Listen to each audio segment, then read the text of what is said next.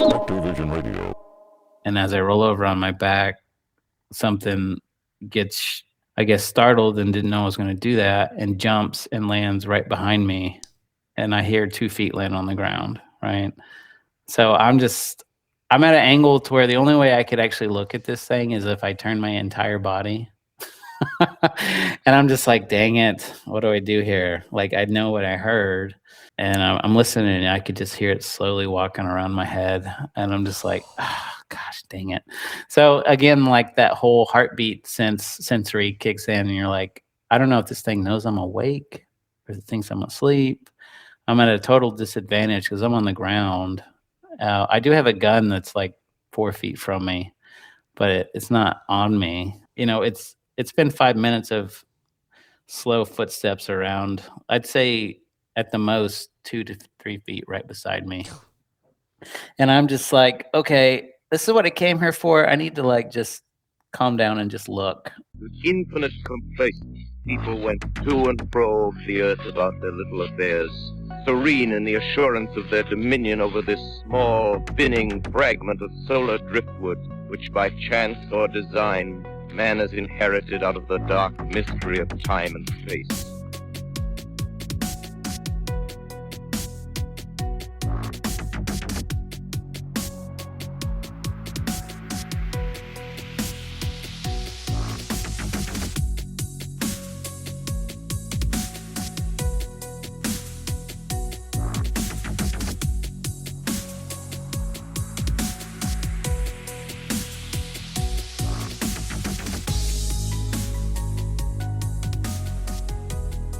On this episode of Into the Fray, I welcome Logan Schoessow. Did I get that name right, Logan? It's Schoessow. It's close enough. It's a hard one. No cigar for me. Dang it. Okay, I thought I'd take a chance on that one. Okay.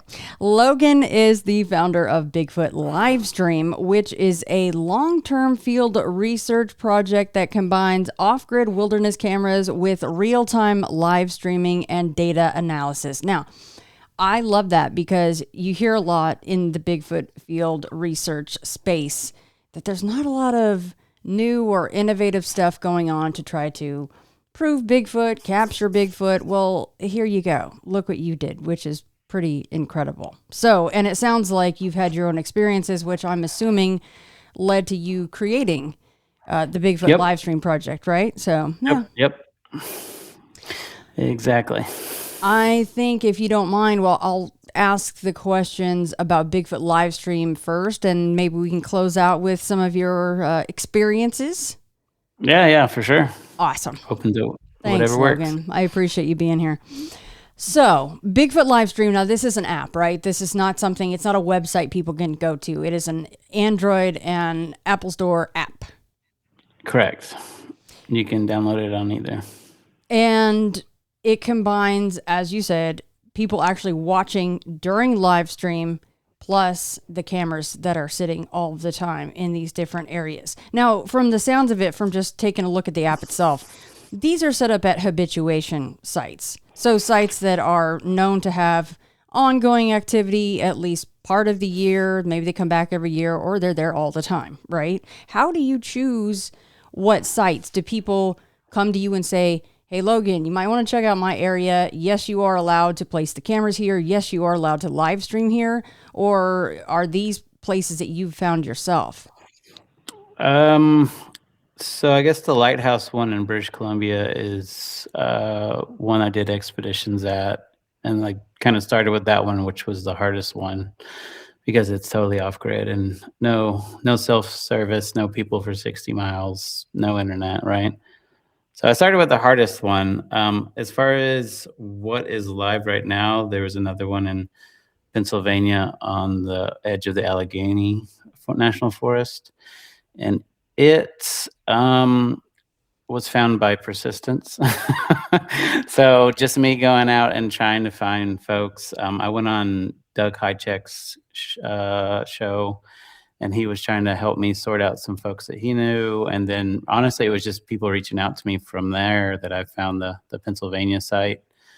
So that one took about 6 months just to get vetted, to make sure I'm not some, weirdo for the property owners are in their 60s. They're pretty private. They have had a lot of activity for the last 10 years, and they had like a small group of researchers there that were doing research off and on, but I was trying to get in there and really try to see what activity we could record like 24/7, right?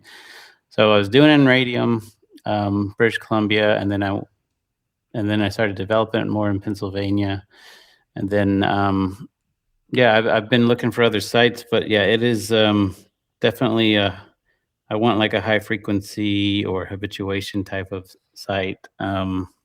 So those are hard to find. So it's really about persistence, and then I have another one in Texas that I'm standing up in 2 weeks. That again, just word of mouth and people and reaching out to folks, and that site has a long history of, I guess, Bigfoot sightings and like kind of what you would call Class A sightings.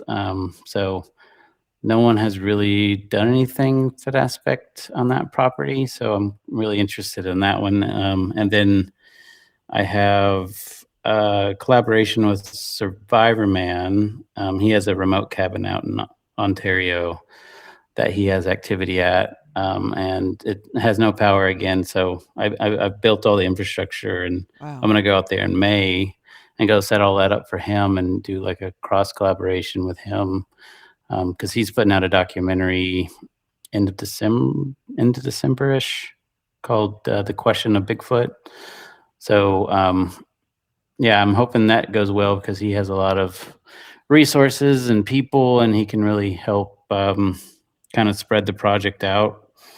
Other than that, I'm talking to a few other folks, but it's really persistence.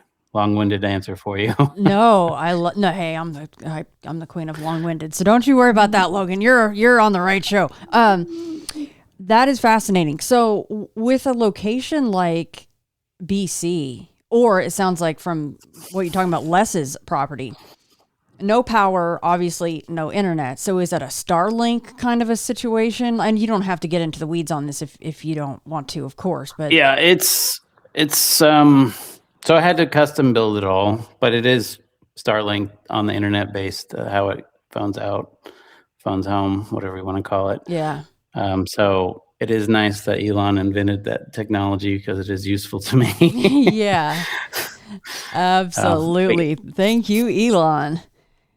Yeah, I mean, without that, could you even really have done this? Or is that more of then you just have to have more infrastructure and just closer to maybe cabins that already have something set up, something like that? I could have, but there's not a lot of vendors that do that aspect well, and it may not be as good. It definitely wouldn't be as well vetted as Starlink. Yeah. So probably just would have been harder. So luckily I just all this came into fruition when all the Starlink stuff started gaining traction. So I kind of just went with it. Yeah. Yeah, unless you have high level, maybe military contacts or something, you probably wouldn't have access to such things, right? So thanks, Elon. So how does it work then? Now, obviously there's live streaming. So so PA's up all the time, Lighthouse BC's up all the time right now? Those two. So British Columbia has been, like I said, my hard site. So I started, and it's been like a learning curve to begin with because I started like middle of 2024, and the power was just not working. So I had to go out there and revamp everything a couple of times. So I think I have it pretty vetted now. But the problem with British Columbia is it's right in the middle of this mountain range, and the site itself is it's, like I said, remote, and it's north, so you get very little sun in January. So the sun only goes like over the horizon so far, so it can't get over the mountain. Oh man. And so I did not know that. So it's it's all hit and miss, like, troubleshooting. So in January, that whole system was down, and I couldn't do anything about it because there was probably 3 or 4 feet of snow, and no one's actually seen that location after November, right? So I really wanted to get it working and weatherproof. So I went out and tried to weatherproof it and tried to build a system that would get enough sunlight. I just didn't know the sun wouldn't go over the mountain.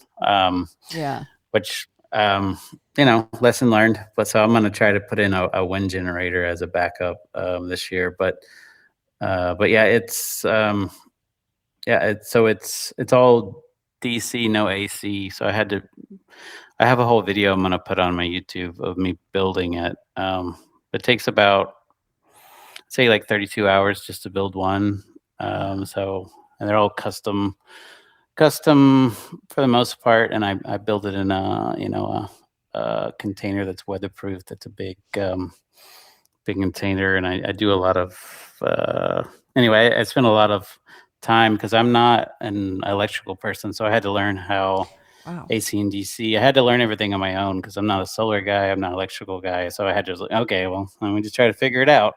So that was like 6 months of me just learning, trying to figure it out, and then getting a stable system, and then being able to record everything and document everything and know exactly how everything works. And but the cameras themselves are really meant to be closed circuit cameras.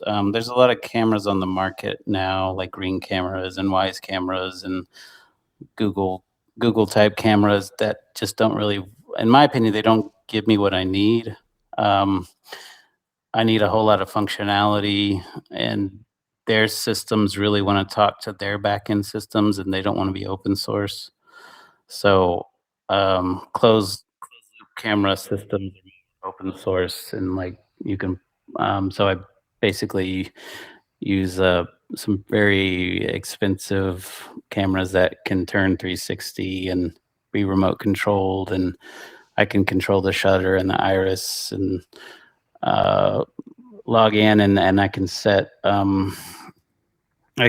things to where it goes certain places at certain times, or I can turn the IR off, or I can turn the shutter up when the moon's out.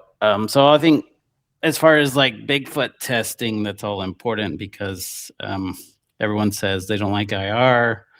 So you need like to have a whole month of no IR, or no IR when the moon's out, or you have to change things. But yeah, the camera technology is pretty elaborate. And then I think I'm the only one really doing the next part, which is 24/7 thermal. So I have three separate thermal cameras that are, again, they're pretty pricey. I'm not gonna lie. Like, this whole thing is a huge expenditure, but they pan, tilt, zoom, thermal.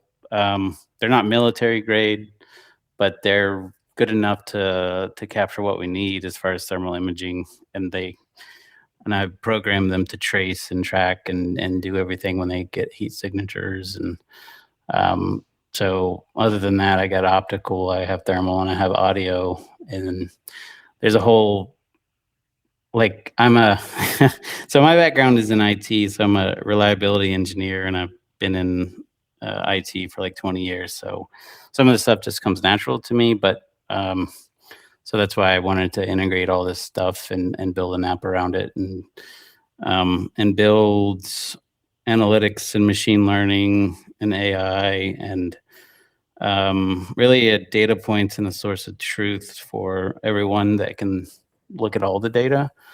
I've found that, like, the BFRO guys and some other folks, they have like sighting reports, but their sighting reports and their data sets are, they are what they are. But there's not a people like actually giving public data, in my opinion. So I want it to all be public source and public data. So if we actually have a sighting or interaction or a sound, you can look at, I have it to where it does a video on demand section. So you can look at the last 2 weeks. As a user, you can look at the last 2 weeks. So you can look at every single minute of every single day for the last 2 weeks for every single camera stream. So and then on each of those streams, you can report sightings on all of it, and it captures the timestamp, and then that puts it into a database, and it tags it whatever you want to tag it. I built all that to where people can report, so we can have different types of databases reporting, and then event driven, which I'm trying to make public right now. It's all in the back end, but it's not in the app. So anything that's detected as far as motion or thermal or amplitude or frequency, and there's some more to it, but I have 2 or 3 different databases in that aspect that all are collecting and doing all that analysis, and then I go and I'm kind of a one-man show in the background right now, but I'm kind of looking at all that data on my own. So I need the community to look at it with me, but I need to integrate it into the app. So I'm building that out right now to where they see all the event-driven data, and then I'm building an AI engine on top of it to where you can ask it questions on what's the most recent like motion detection, or what's the highest frequency detected in the last 2 weeks, and then it'll point you to all that data, right? So like a Q&A inside of it. So that's all. It's all very tricky to do, but it's a labor of love, and I've enjoyed doing it. I think it has different verticals to it, and it can be used for different purposes. But I've always been super interested in Bigfoot, and I feel like if we have a community-driven place where everyone can go and look at real high-frequency zones that have reporting, and then everyone can make their own judgment based on the data. They don't have to look at a 2-second clip that's on TikTok and say if it's real or not. Right. Like, you can look at the whole day, look at the events, look at all the surroundings, look at the temperature, it's all public, right?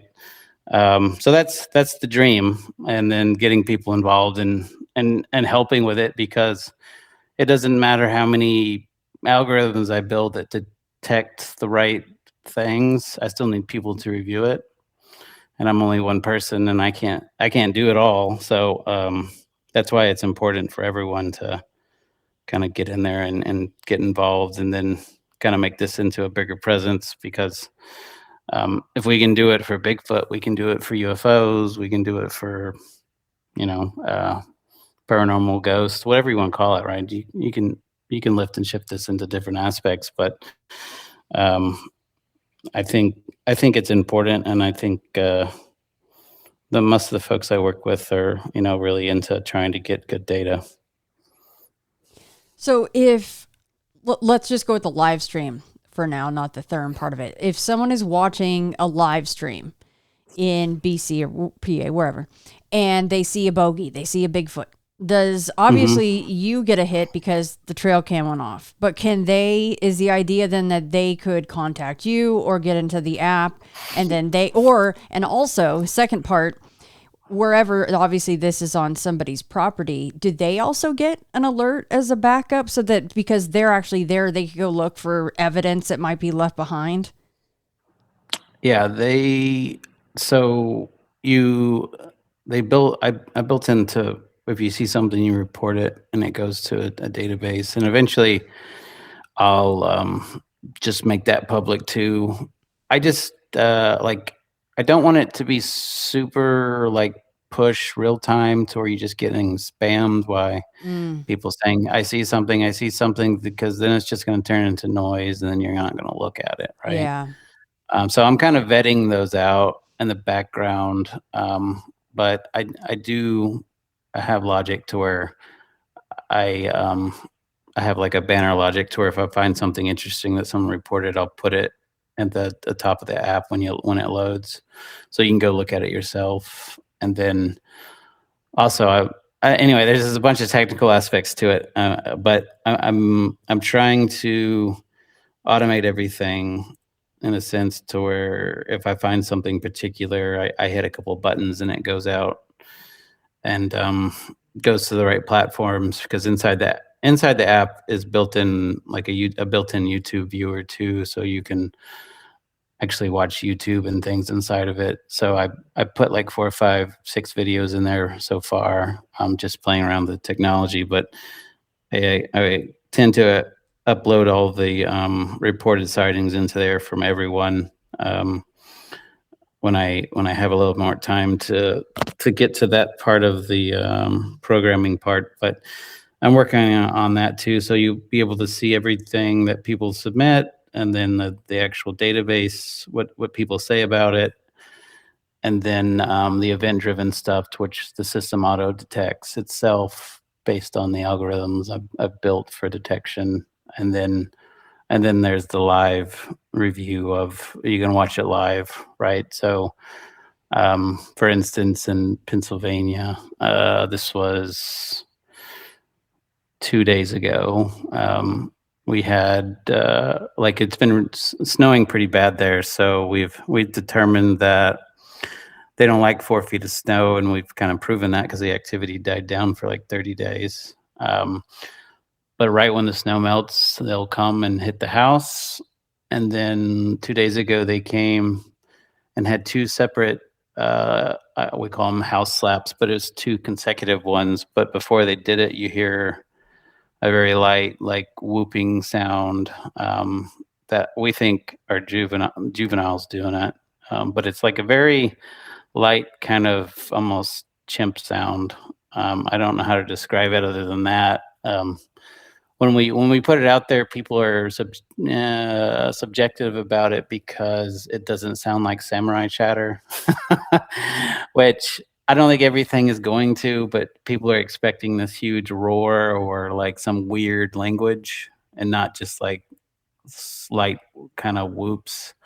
So it is what it is. People, that's why I'm putting it all out there so people can decide what they want to decide. But so yeah, we just had that 2 days ago in Pennsylvania, and then in Radium we're getting, like I said, I'm trying to record everything. So in Radium we're getting what I would call some strange orbs going around.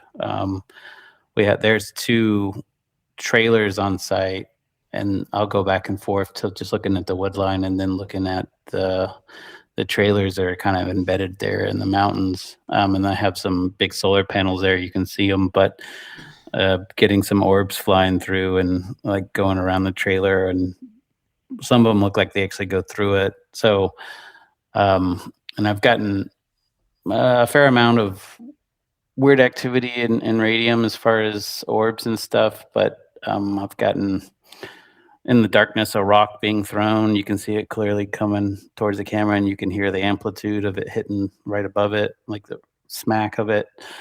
And I'm pretty good at vetting out like bugs and like just dust and stuff like that.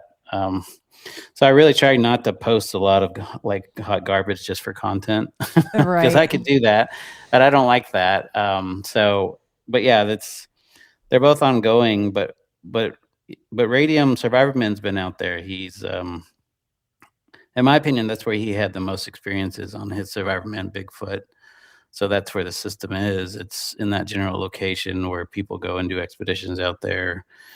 And I set it up that way because I had my experiences, just I'd say 80% of them right around the base camp there. So you seem to get more activity when more people are there, but I've gotten some hard tree knocks, some sounds like trees just being ripped into 2, like just hearing it in the audio on quiet nights with no wind.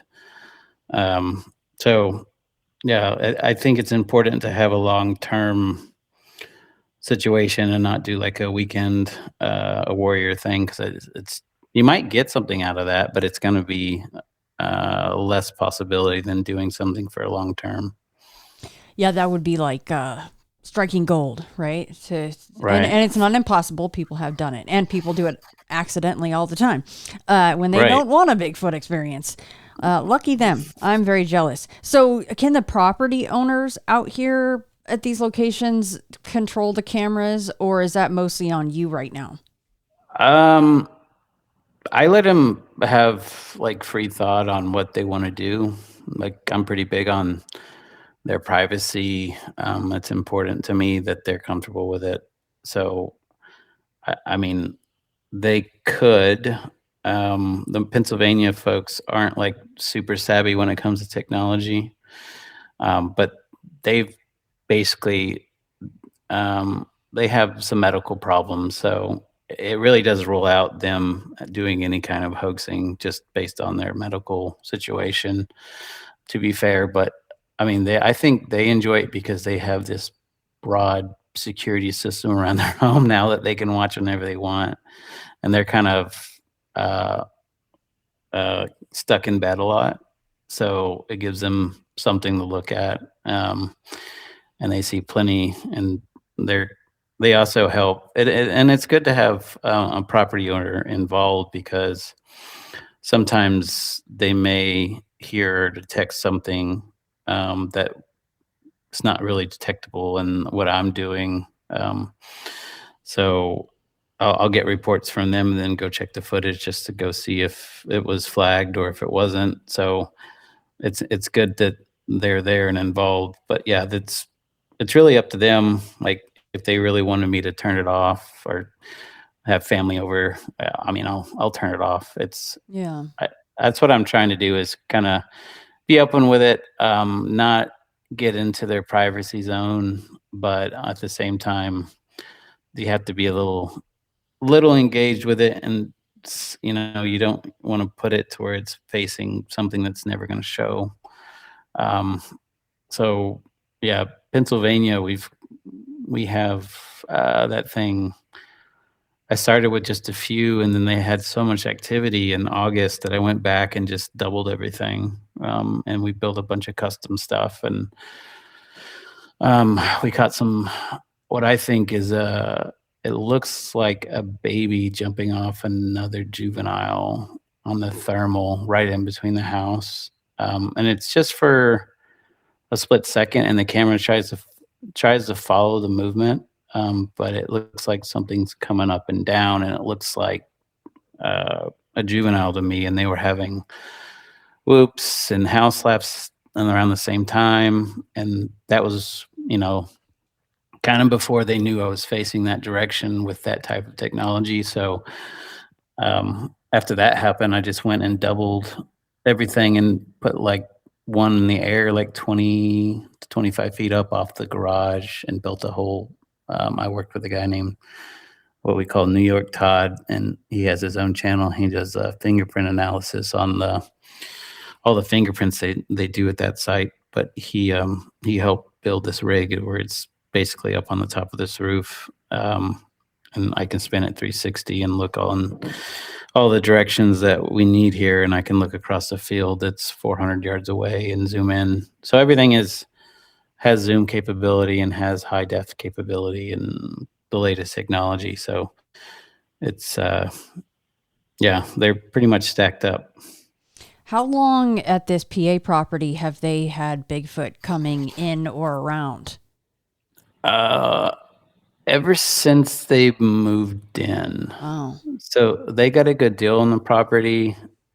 And the short story that they told me was they went and looked at the property, and the people that were there before them were there, I don't know how many days, but they moved in and moved out in a hurry, and they left all their dishes in the sink. Oh my goodness. So if that tells you anything, they were spooked by something, right? Yeah. And where they live, it is it's kind of on the outskirts of town, and it's more of like almost like a camp like kind of road where there's some houses that are, I don't know, a couple football fields away that where people go and rent and do some like weekend camping at. But like some of the other people that own those places, they've told me that they've come up to them and said, "Hey, have you guys seen these giant monkeys out in the woods? Like, what is the deal with that?" And Oh so, boy. and the property owner's grandchildren, and this was just in March last year, they were walking the tree line with their grandkids, and apparently they have I think they have a brown one and a red one, and I get confused with all the ones that they call them there, but One of them was in the tree line and was walking towards them while they were. This is the middle of the day, and I guess it was like a 3 or 4-year-old was telling the property owner, hey, whatever, grandma, there's a big gorilla coming at us. Oh my. Because they don't have any reference for Bigfoot, right? Right. So, I mean, those are just a couple stories. They have a bunch of like class A, like face-to-face encounters out there that other researchers even experienced. And I would, so I did this video with a guy named Robert that does a YouTube channel called Cabin in the Woods. I don't know if have watched him. He's, I would advise people check him out. He's pretty thorough as he's trying to vet out some Bigfoot stuff. But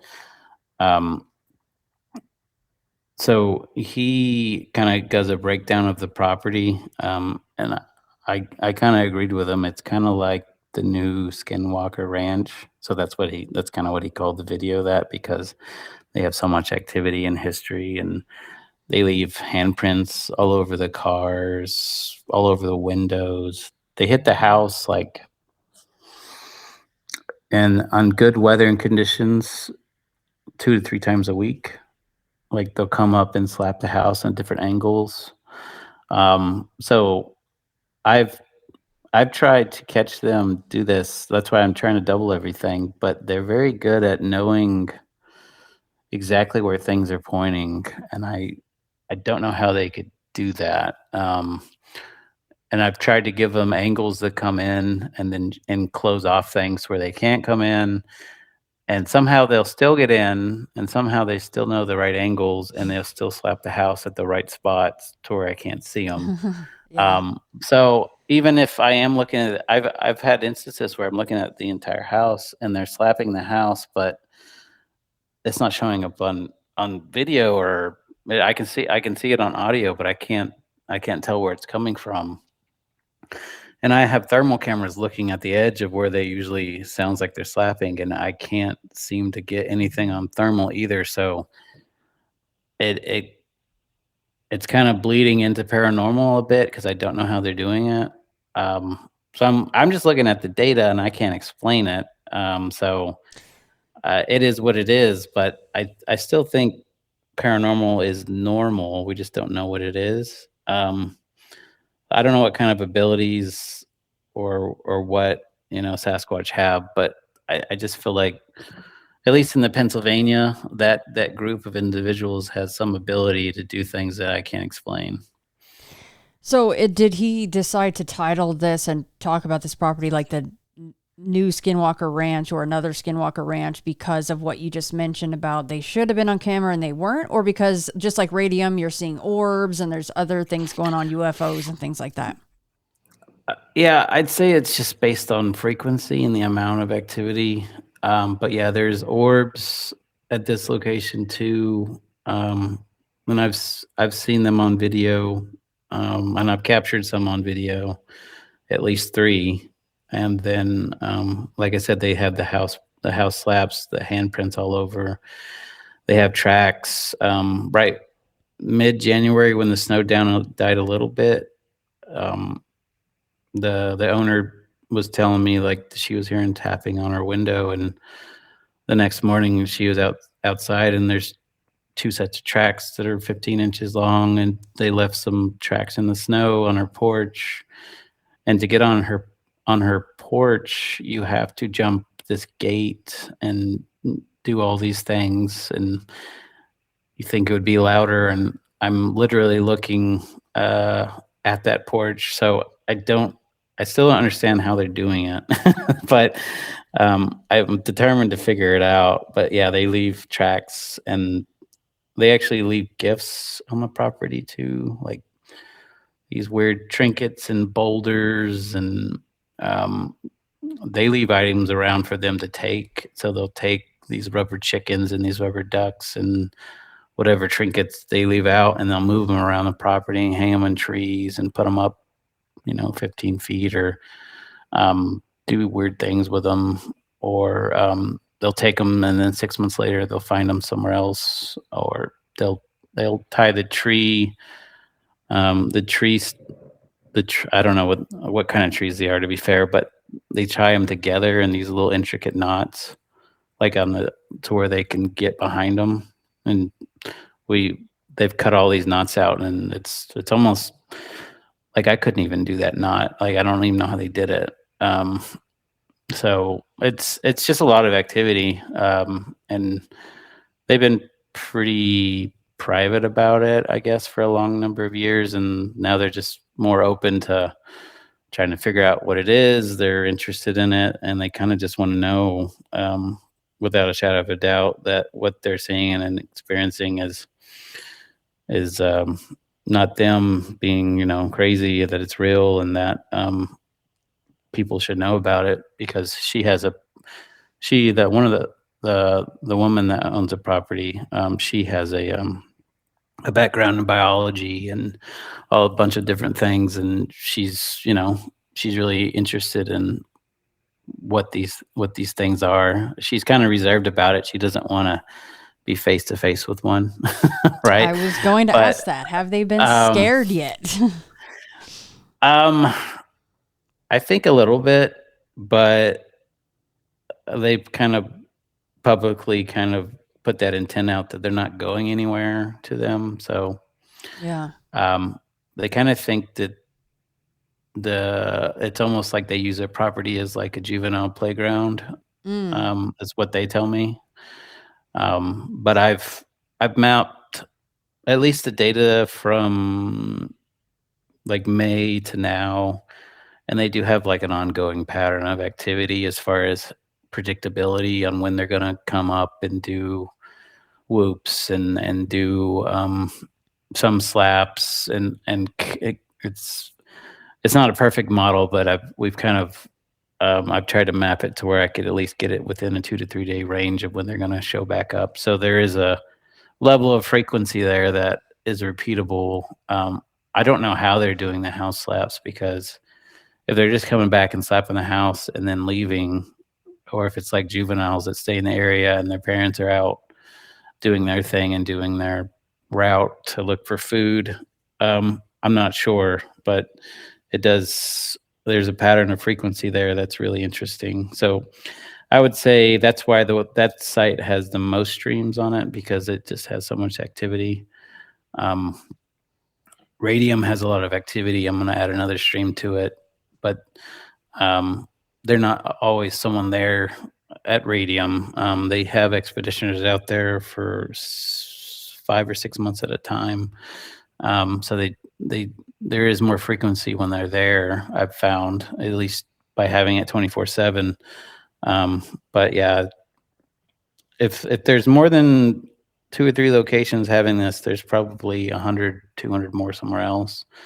So the bigger network we can build of evidence, the better. I don't know if I can support 200, but I could definitely do 20 and have them all going at once. And the back end capability, I've architected to where like 1 million people could watch this at once and it won't break. Wow. So with them coming up really close to the house and just forgetting the fact that they're not even caught on camera, but going back to what you said about trying to find patterns and things, what's the pattern then about their daily life, or is it weather? What might it be that the pattern is there for them going up that close and deciding to do these house slaps in that time frame? Like I said, I can't tell you what the pattern is on the house slaps, other than I think they just really like engaging with the property owners.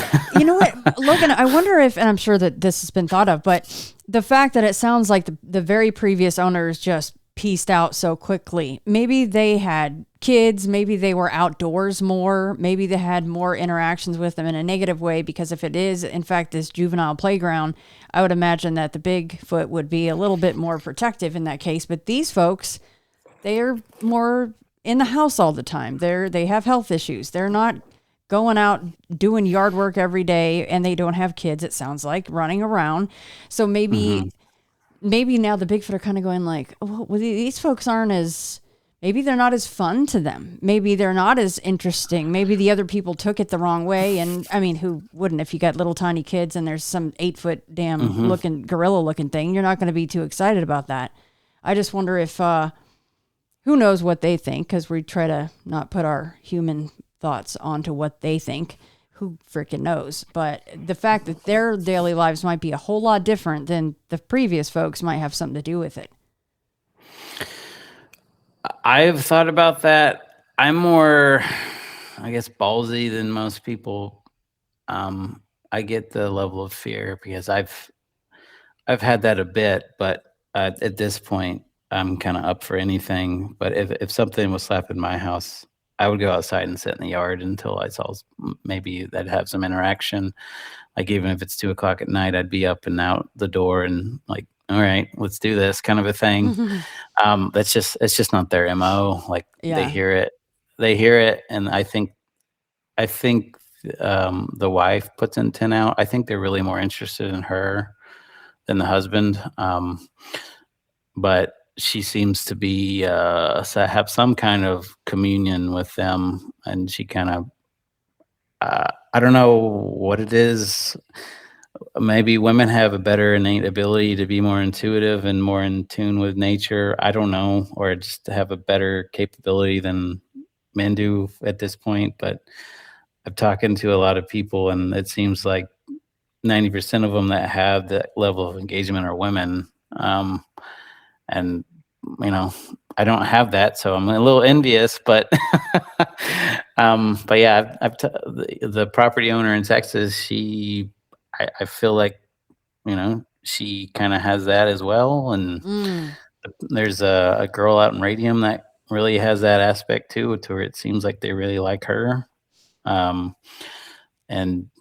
I don't want to get into the woo too much, but like the whole mind speak thing and telepathy, they've, in my opinion, they've kind of proven telepathy is a real thing, with the new autism tapes that they're putting out, where these kids, I think it's called the telepathy tapes. So they like triple blind study all these kids that have autism, speaking, that can read the parent's mind from the other room.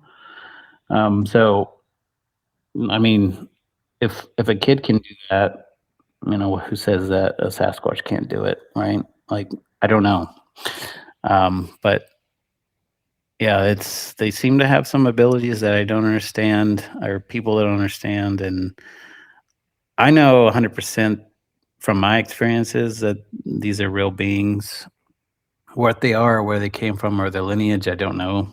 And I try not to speculate on it. Like people that say they're great apes, or Jeff Meldrum's theory. Like I don't know that we really know what they are. My deep feeling is they're a people, some kind of offset of human beings, but I really don't know for sure. But I do think it's important that people recognize that there's things in this life that we can't explain, and that we don't know everything. We're pretty arrogant people, and I try to be pretty open-minded. Yeah, I'm the same way. It depends on who I'm talking to or what I'm looking into. My, opinion and theories can be very malleable, I think, because we just don't know. I don't think that I think it's good to just keep an open mind until we do know if that may ever happen. So you were talking about in PA that they would leave things hanging in trees, and does that mean then that, especially her, the wife, is she then gifting back? And the term is gifting, of course. People would be like, it's called gifting, Shannon. Gifting, Right. is there gifting back and forth then? Yeah, I know, at least while I've known her, she's left some stuff on the back porch on like the railing, and they've kind of interchanged some stuff there. I couldn't tell you off the top of my head the exact items, but there was this little tiny figurine that in between the house and the garage, and she actually put it in the spare bedroom window behind the screen, right? So you can see it behind the screen when you're looking at it. But the only way to get to it is to pull the screen out and grab it, right? So she had left something there. And I have a camera right in the middle that tends to go and looks towards the front porch area a lot because that's where a lot of the slaps happen. And then I'll span around. But I don't always look in every single angle all the time.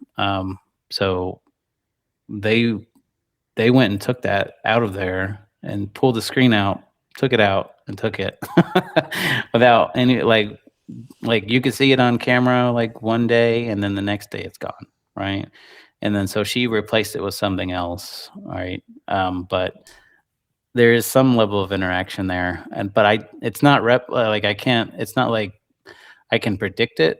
It's just like when they want to do it, which tells me there's a level of intelligence to it that they just do what they want to do and when they want to do it.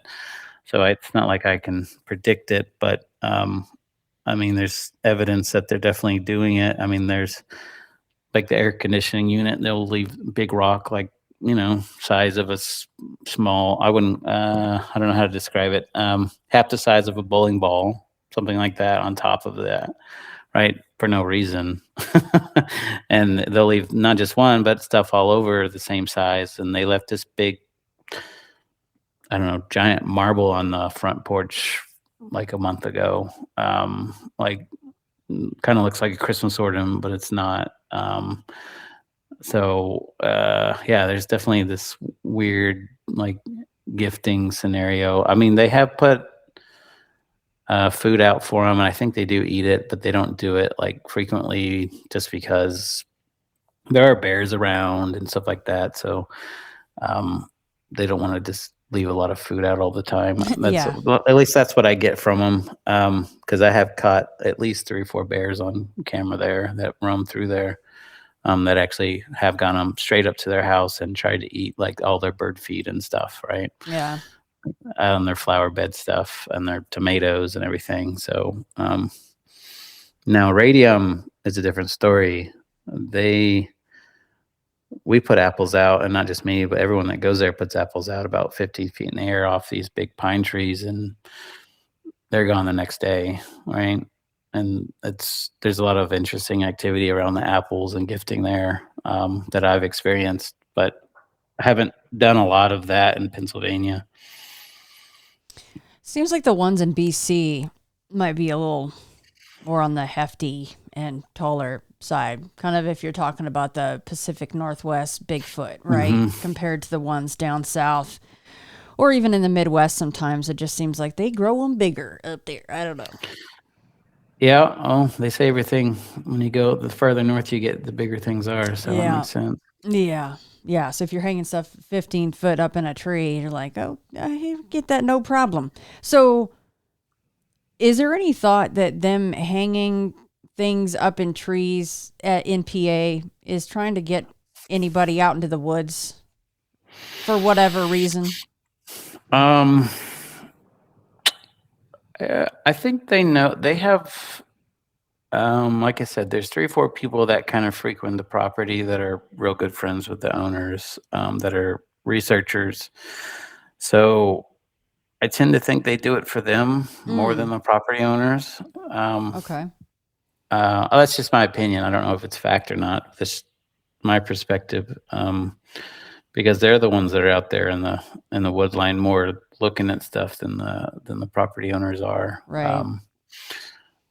So I don't know for sure. I know, like I said, there's a guy named, I call him New York Todd. His name's Todd Smith. He hangs up some weird stuff like Christmas ornaments out there, and they'll be moved. Or he likes this, those squeaky rubber chickens. Yeah. They've taken those and moved them and put them back at different locations and done stuff like that, and actually replaced it with, instead of a chicken, they brought back a rubber duck, right? Oh. So it's kind of like this smart. weird exchange of, I'll take your chicken and bring you a duck. Yeah. Yeah. Raise So, you I a mean, duck. so he has some kind of, Huh. I think he has a relationship out there with him because he's out there a lot. But I don't know. I've only really been out there for like maybe I'd say about 5 days total last year, and a lot of it was me like building things. Yeah. I wanted to go out. I did stay um, in a tent in a tree line instead of trying to stay in a camper, but it was kind of raining that day, so I just figured nothing was going to happen either way. I don't seem to see a lot of activity in the middle of a rainstorm. There seems to be activity right before a storm, but not in the middle of it. Um, but, but yeah, I'd like to spend more time out there, like 3 or 4 days, and just kind of chill in the woods and see what happens. So I'm trying to get out there and do that. It's just been hard scheduling things, but yeah, British Columbia, I stay out there like 7 days at a time, and I'd say it's like 80%. One time I went, I had pretty much nothing happen, right? It's not always going to. But the other 80% of the time, I think I've been out there 6 or 7 times now. So of the 7 times, 6 of those I've had interactions with Bigfoot and Sasquatch. So they seem to be getting more used to at least me being out there in my presence. Do you go out there solo?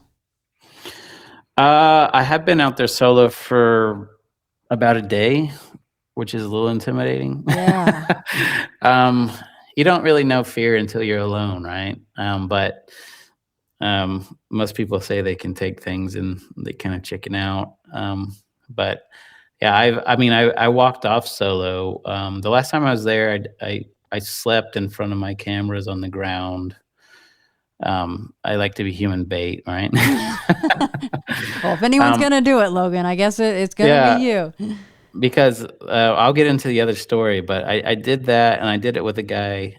Believe it or not, he was from Scotland, and he was on expedition out there, and he flew all the way to Scotland to go out there and check stuff out. Wow.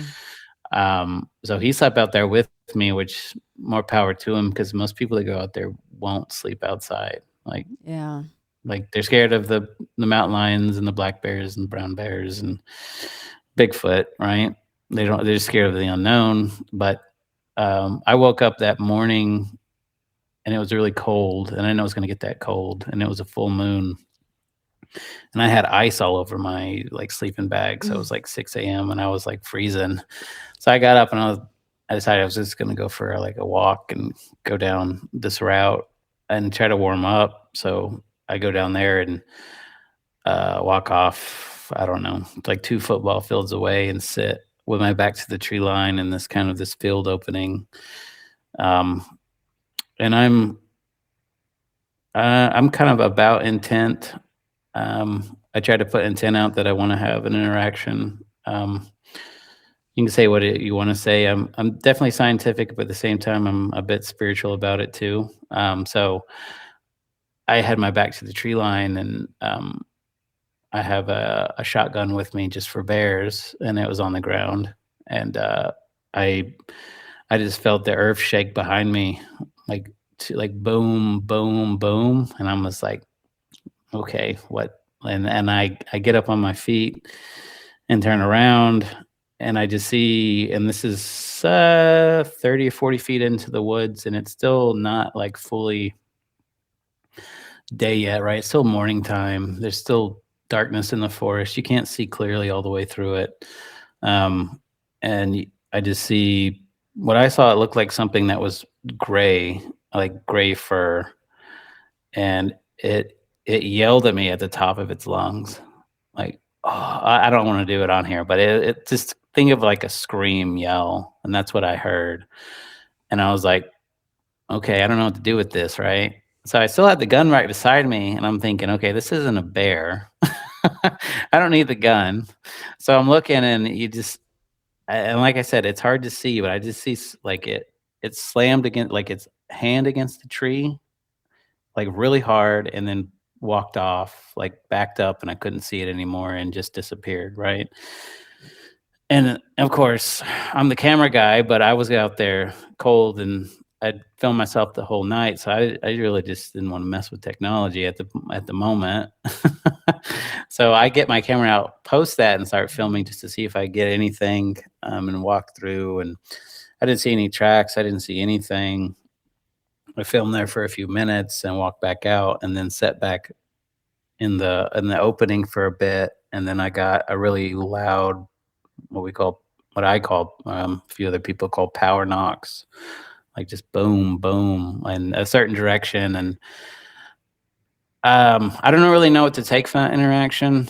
If they were like upset with me, or they came to the intent that I wanted to have an interaction and they showed it to me. I could take it several different ways, but I take it as intent of showing me that they're there. And then I get up and start walking, and I didn't have anything else happen, and then I just went back to base camp, and everyone's still asleep, and then I told a few people, and they were like, "Oh, that's awesome." And it's like nothing to them, right?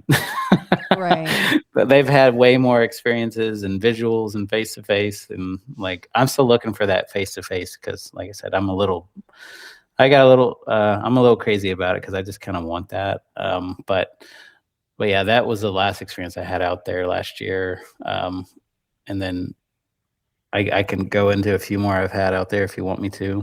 Yeah, I would like that. One question really quickly, and I'm sure it would have been answered anyway, but just to highlight it before I forget, do you go, and again, I think I know the answer because you seem like a smart guy, and people that go into the deep woods, you bring a gun with you, damn it, you bring the boomstick. Do you take that same boomstick with you each and every time to where they would recognize, oh, okay, well, he's got that with him, but he doesn't seem to really use it, or just not a lot going on with that boomstick? So it's a little weird in Canada because they're like anti-gun. Oh, right, that's So BC, yeah, yeah, and not PA, yeah. I don't know. I was thinking. so none of those are my boomsticks. They're other people's, and that they have like really like trappers licenses kind of for them, right? But um, I think the approach that we kind of take is if we have interaction, we drop the gun and don't do anything with it. Yeah. And we pretty much have it visible. We don't hide weapons or anything, right? I like to walk around without one, but when I'm out there with certain people, they're pretty anxious about safety. So I do it to appease them. But like I said, I don't like we have bear spray and stuff. So usually someone has a can of bear spray, and then someone has a rifle or a shotgun with them. I'd be more free flowing if it was just me out there, but it is what it is. I mean, it is dangerous. I do have 3 kids. I don't really want to die, but at the same time, I'm ambitious. But yeah, I think they're used to the guns, and they really only fire guns out there to chase off a bear, and they've never fired any guns in the last 5 years that I've been there. So Yeah. not while I've been there, but I've definitely captured 700, 800-pound black bears or brown bear, black bear coming right through base camp. Actually, right where I slept 2 times, like a week later from where I was sleeping. So I mean, you do have to be cautious. And there are mountain lions out there. There's a little bit of everything in the ecology there, except for snakes. No snakes. At least there's that, right, Logan? Right. Yeah, I'm from Texas, so Oh, that's what we watch out for is rattlesnakes and copperheads. you're like, well, at least there's no snakes. I mean, brown bear, sure. Let's have the Revenant moment. Why not? But at least there's no damn snakes. Yeah, snakes are not. I'm not a fan of snakes, but No. but yeah, I think they get used to people. I was going over the numbers. There's been 37 real real sightings of Bigfoot in that location over the last 10 years from people going out there, like real, like not just interactions or hearing something or seeing the trees move, like real, there's a Bigfoot, I saw it. Yeah. To where there's no doubt because Right. yeah. And everyone I've talked to out there is so absolute in it too. Like they know what they saw. So yeah, I'm sorry for that slight tangent. Continue with whatever other experiences you want to share.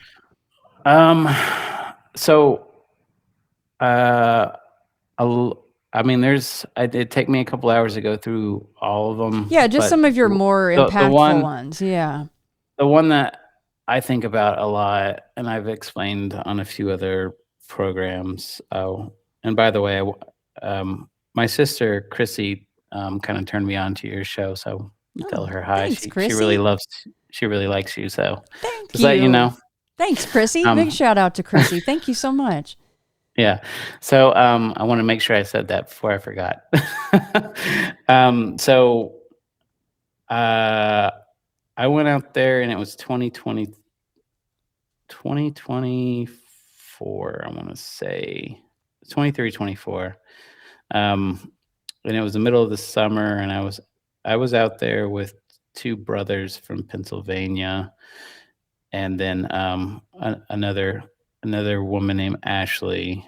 That she stayed for a couple days, but we were out there for about 7 days, and we had a handful of interactions.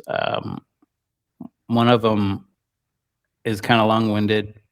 I'll cut it real short because we basically chased this tree knock all the way to the old woods in this forest for half a mile, and it kept knocking at us, and we got under this tree, and it was an old growth tree that was probably 100 feet tall, and there was Bigfoot tracks all around it, juvenile and 15-inch tracks, and some other remnants from like deers that had bedded down there. But this tree was literally like talking over us. I don't know how to explain it, but it was like tree knocks from this tree, and we were trying to debunk it with like natural things at the time.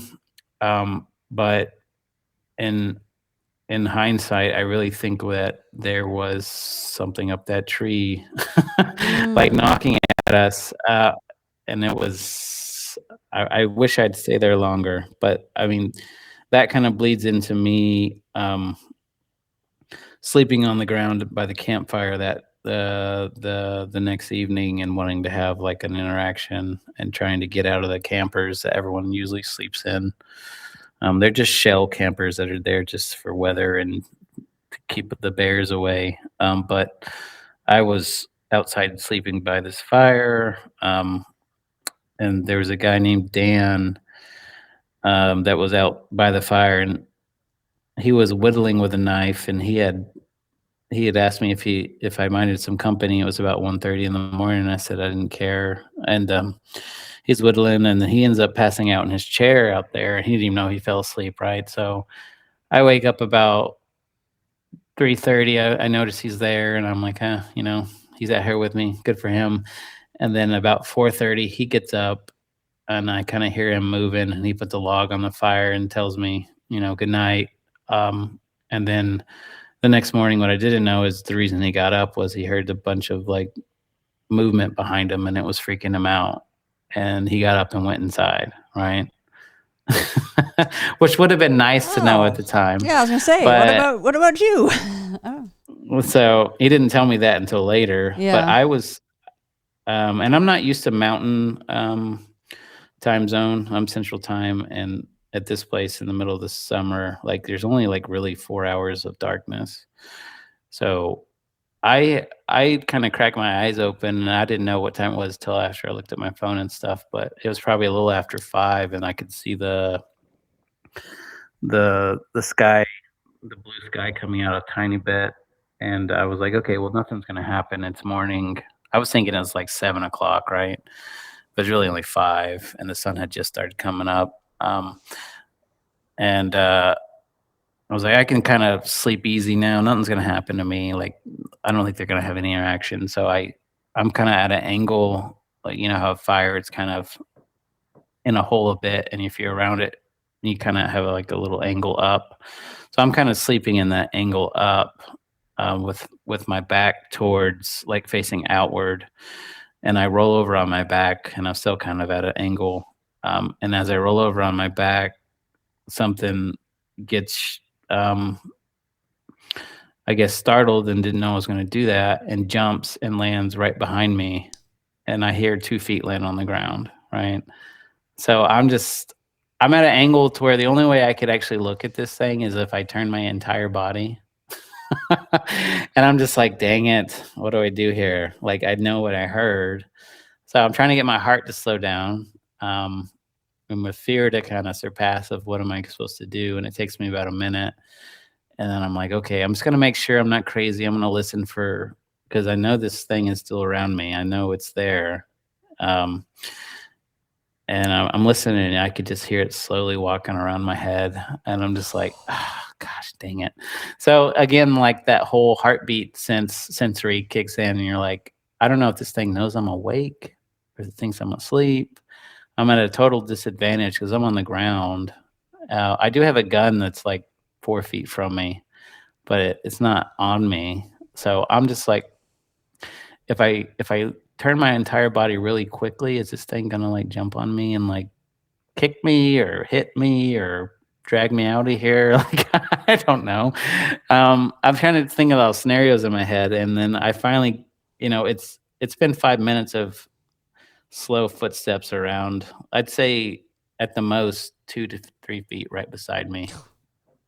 And I'm just like, okay, this is what I came here for. I need to like just calm down and just look. So I was like, okay, so what I'm gonna do is I'm gonna let it know I'm awake. And then after it knows I'm awake, maybe if it still wants to stay around, it'll give me a glance of what this is.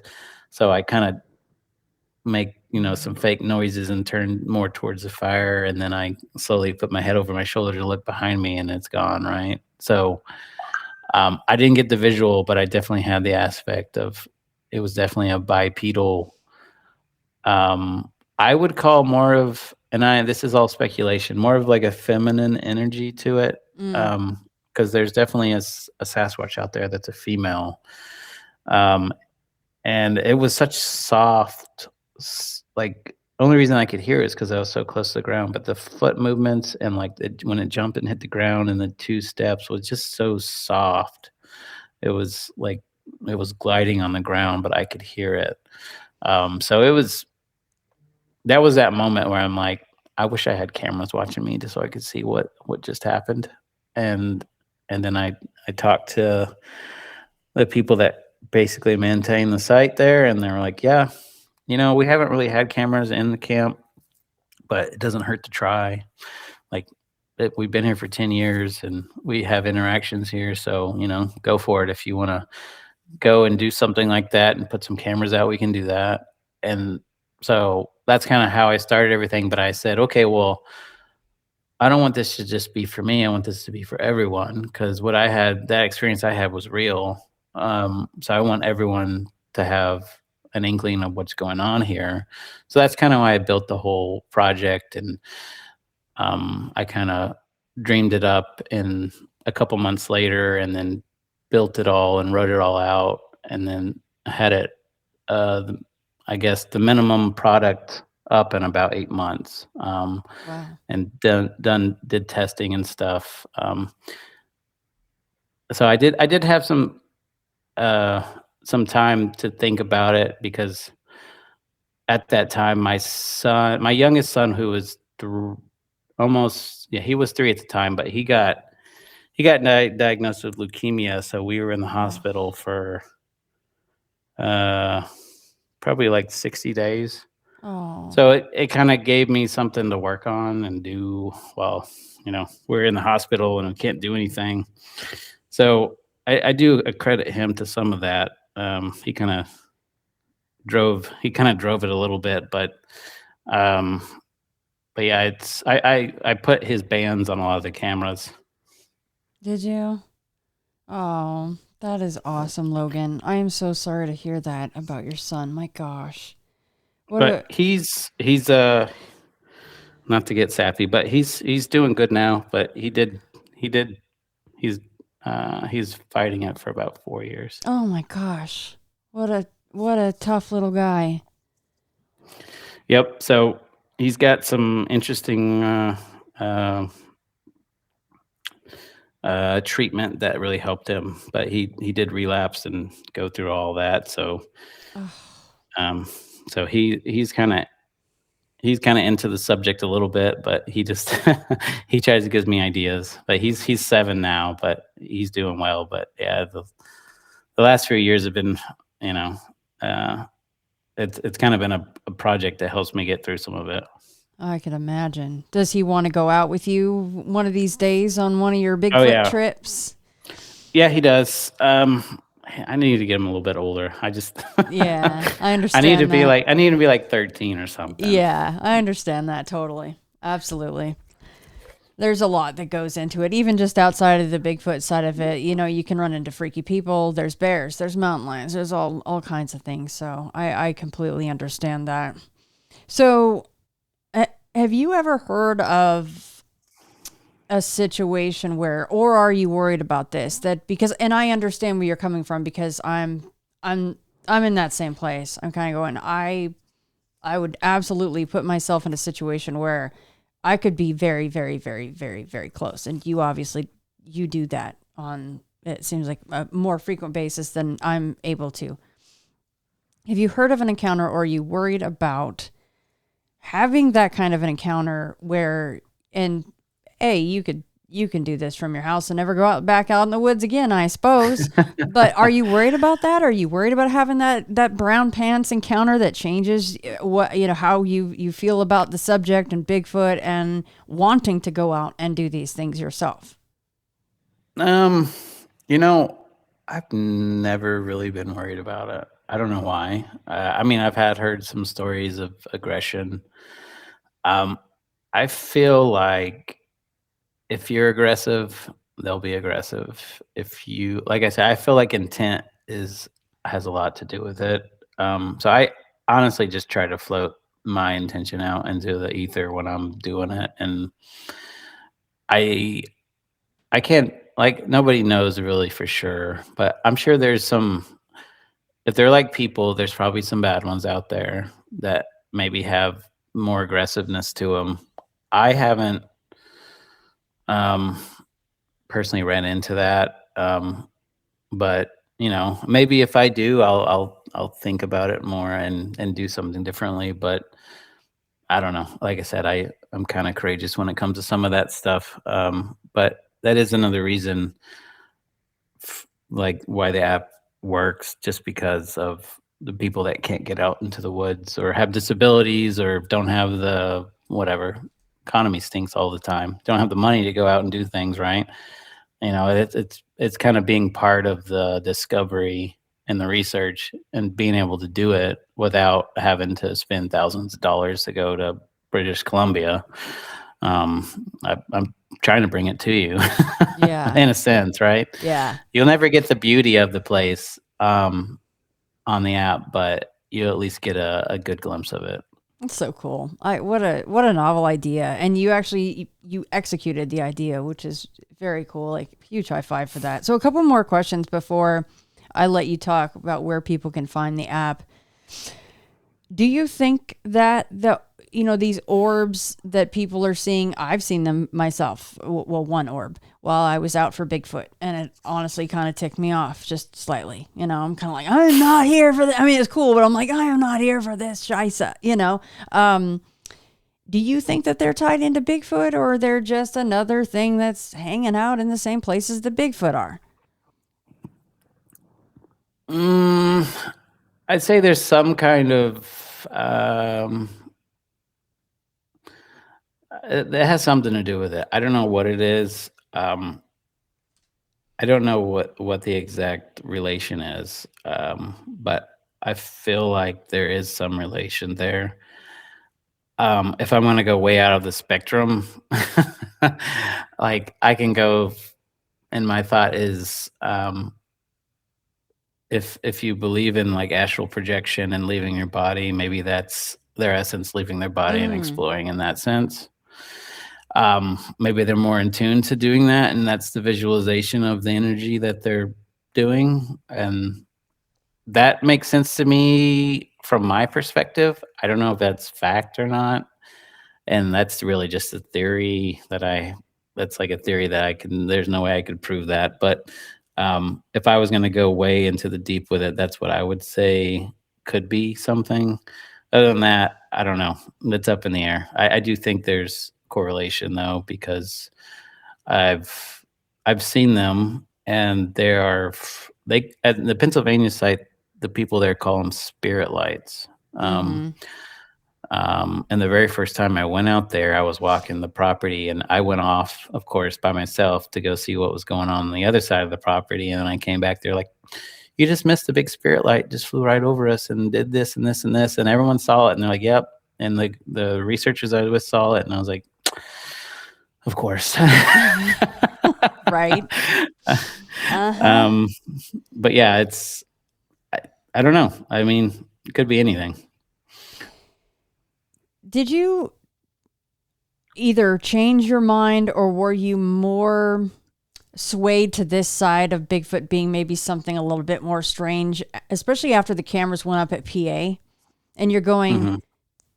I should see something. I should see a juvenile, a teenager, a big 8-foot tall something slapping this house at this time. They're having these experiences. Did your mind change more about the quote unquote woo side of it after the cams went up? Yeah, I'd say so. I I mean, I think everyone that gets into this expects what you said to start out with, and then they leave with, I don't know what the hell's going on, Mm-hmm. right? I Yep. think once you get into it, that's how you leave it, and that's kind of where I'm sitting right now. Is I believe in the data and the science, and they're real. I believe that they're real. I don't think that anyone can prove that there's some kind of portal or dimension or anything like that. And if there is, there's no way of really knowing that, in my opinion. But yeah, I like I said, I just think they have some abilities that we don't, or can see what we can't see. I don't. I mean, there's so much in the world we don't know.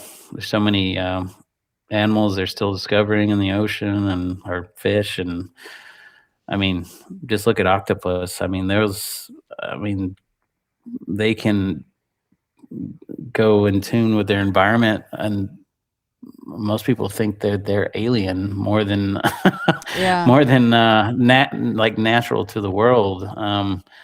So um, there's a lot of cool theories out there, and I could get into them, but I I mean, I think if you want to think about it in a weird sense, that maybe they're the natural presence on the world, and we're the foreign one, right?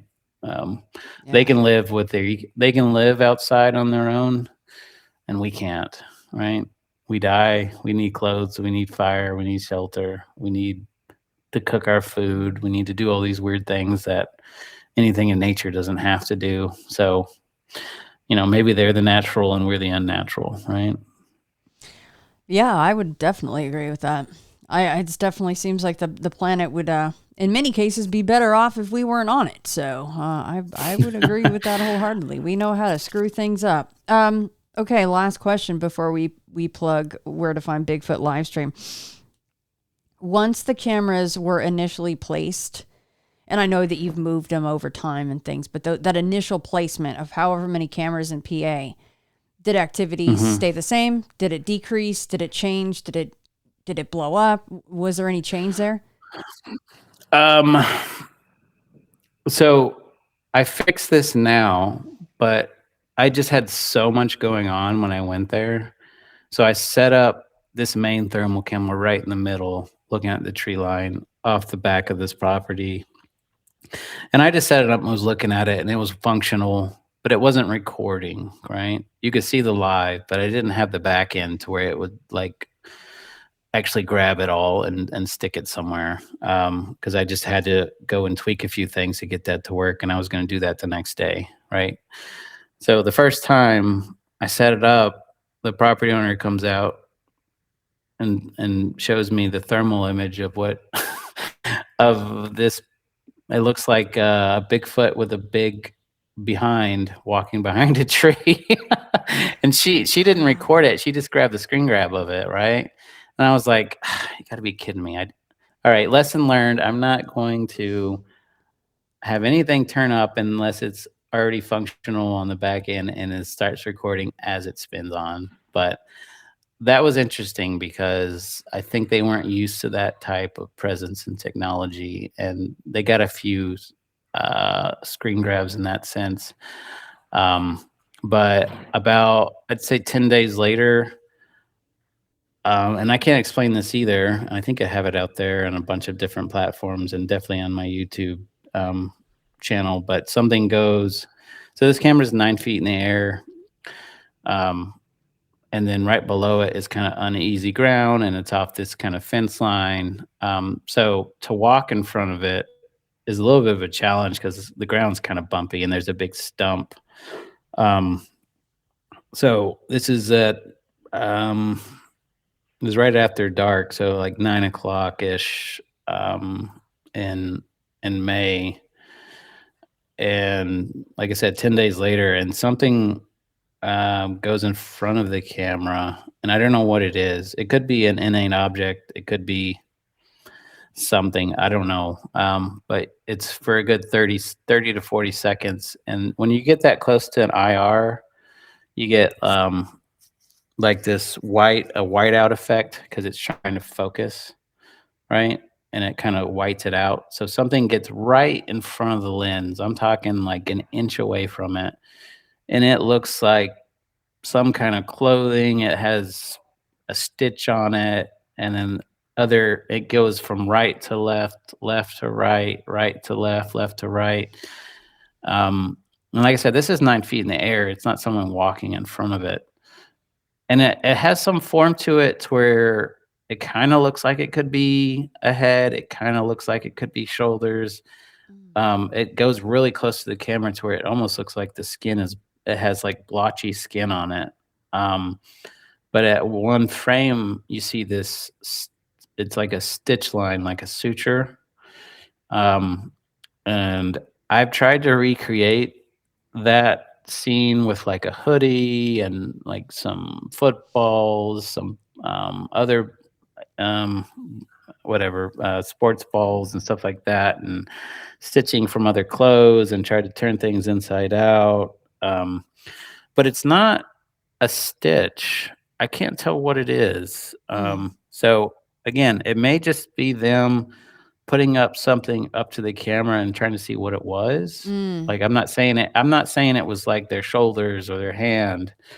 Like it could be something like that, but whatever did it would have to do it in a sense of they'd have to know that camera was there, and it's only been there for 10 days, and then walking around at night there on uneven ground. I would have more than likely seen you on the other cameras. So it doesn't make a lot of sense. I don't know what to make of it.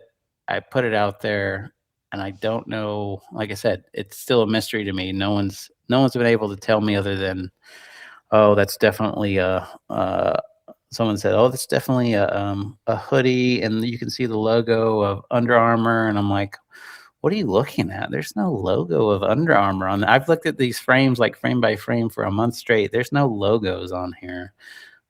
So people see what they want to see, I guess, but I haven't figured it out. I'm open to opinions, but I still think maybe it was them putting something up by the camera. I just can't tell what the object is, but I haven't been able to debug what the object is either. So could be anything. And it almost looked like the stitching at first was like this spine or something, or like a suture.